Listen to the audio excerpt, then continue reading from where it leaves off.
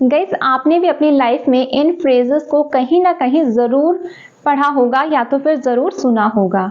ये ज़्यादातर जैसे स्कूल में बोर्ड के ऊपर शुभ विचार लिखा जाता था या फिर असेंबली में बोला जाता था, वहाँ पे आपने इनमें से कुछ फ्रेजेस सुनी होंगी। या तो फिर जब भी आप स्टोरीज पढ़ते थे तो वहाँ पर भी मॉरल के तौर पर इन फ्रेजेस को यूज़ किया जाता था। तो आज के वीडियो में हम इन्हीं फ्रेजेस को सीखेंगे कि इंग्लिश में कैसे बोलना है और उसे यूज़ कैसे करना है। वीडियो को एंड तक देखिएगा और बताइएगा कि कौन सी फ्रेज आप अभी यूज़ करते हो और कौन सी फ्रेज आपके लिए इनमें से न्यू है। The first phrase is goodness never goes unrewarded. Goodness never goes unrewarded. इसका मतलब होता है कि अगर आप किसी का अच्छा करते हो, आप किसी के लिए अच्छा सोचते हो, अच्छा करते हो, वो आपके पास लौट कर ज़रूर आता है। अच्छाई कभी भी ज़ाया नहीं जाती। अगर आप अच्छे हो तो आपके साथ भी अच्छा ही होता है और आपके पास वो अच्छाई लौट कर ज़रूर आती है। It's similar to that phrase do good have good, कि अगर आप अच्छा करते हो तो अच्छा ही होगा, मीन्स कर भला हो भला। तो उसी में हम इसे यूज़ करते हैं, उसी सेंस में मीन्स हम इसे यूज़ करते हैं। गुडनेस नेवर गोज अनरिवॉर्डेड, जैसे जो लोग दूसरों की मदद करते हैं भगवान उनकी मदद करता है। इसीलिए कहते हैं कि अच्छाई कभी भी ज़ाया नहीं जाती, लौट कर ज़रूर आती है। तो हम इंग्लिश में बोलेंगे the people who help others God helps them. That's why it is said goodness never goes unrewarded. Goodness never goes unrewarded.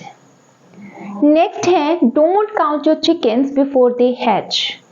इसका मतलब होता है कि जब तक आपका कोई काम हो नहीं जाता, जब तक आप किसी काम को कर नहीं लेते और आप उसके रिजल्ट्स नहीं देख लेते, तब तक आपको उसके बारे में ओवरथिंक नहीं करना चाहिए और यहाँ वहाँ बताते नहीं फिरना चाहिए। कई बार हम बोलते हैं ना कि ऐसा हो जाएगा, मुझे जॉब मिल जाएगी, फिर मेरे पास बहुत सारे पैसे आ जाएंगे, तो उसके बाद मैं ये कर लूँगा, वो कर लूँगा, या ये इंटरव्यू तो मैं क्लियर कर ही लूँगा, इसमें कौन सी बड़ी बात है, हो जाएगा, उसके बाद ऐसा होगा वैसा होगा। तो मीन्स क्या है, जब आप ओवरथिंक करते रहते हो इंस्टेड ऑफ टेकिंग एक्शंस, तो वहाँ पे हम यूज़ करते हैं don't count your chickens before they hatch.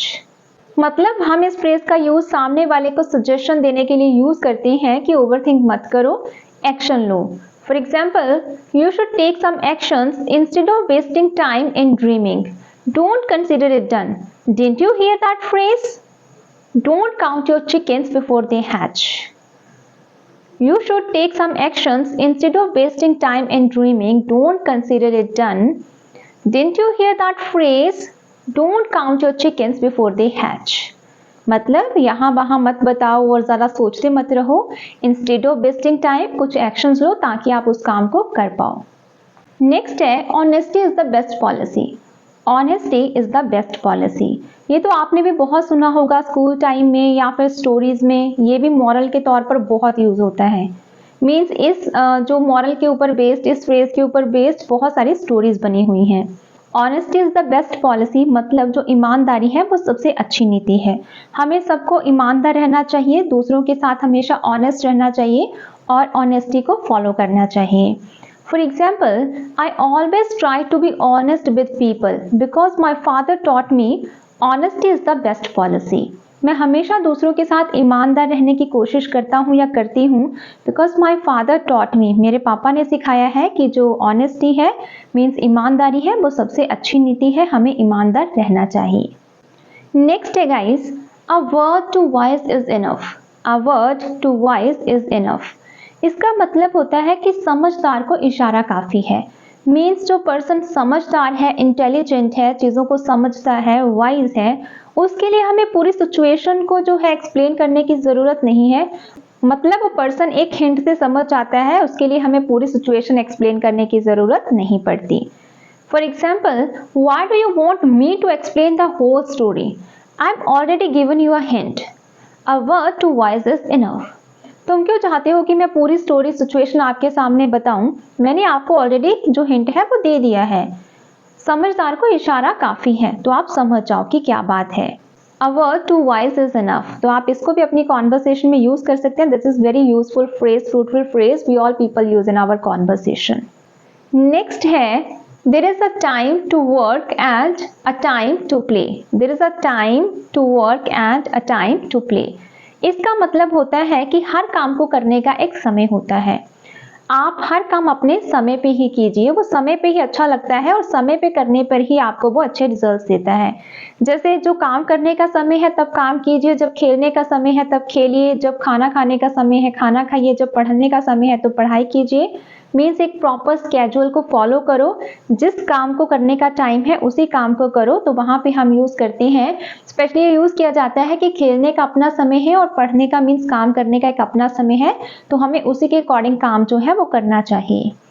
For example, my grandfather used to teach me that people should learn how to follow the schedule, otherwise they'll get nothing in life. Because there is a time to work and a time to play. मेरे जो grandfather हैं वो मुझे सिखाया करते थे, कहा करते थे कि लोगों को सीखना चाहिए स्केड्यूल को फॉलो करना, मीन्स किस काम को कब करना है वो सीखना चाहिए, अदरवाइज उनको लाइफ में कुछ हासिल नहीं होगा। क्योंकि यहाँ पे टाइम है हर काम को करने का, काम करने का एक अपना समय है, खेलने का एक अपना समय है, तो हमें उसको बैलेंस करके चलना चाहिए। My grandfather used to teach me that people should learn how to follow the schedule, otherwise they will get nothing in life, because there is a time to work and a time to play. So guys, these are the 5 phrases, smart phrases we learn in today's conversation with examples. You can also use in your conversation, in your daily speaking, and these are very interesting. We enjoy using these phrases in conversation. So you can also use, and as I requested earlier, please tell me in the comment section which phrase is new for you and which phrase you are using currently in your speaking. So please do in the comment section. So it's all about today's video. If you like it, please like and subscribe my channel for more content. Let's meet in the new video. Till that time, all the best. Good luck. Bye bye. Have a great day.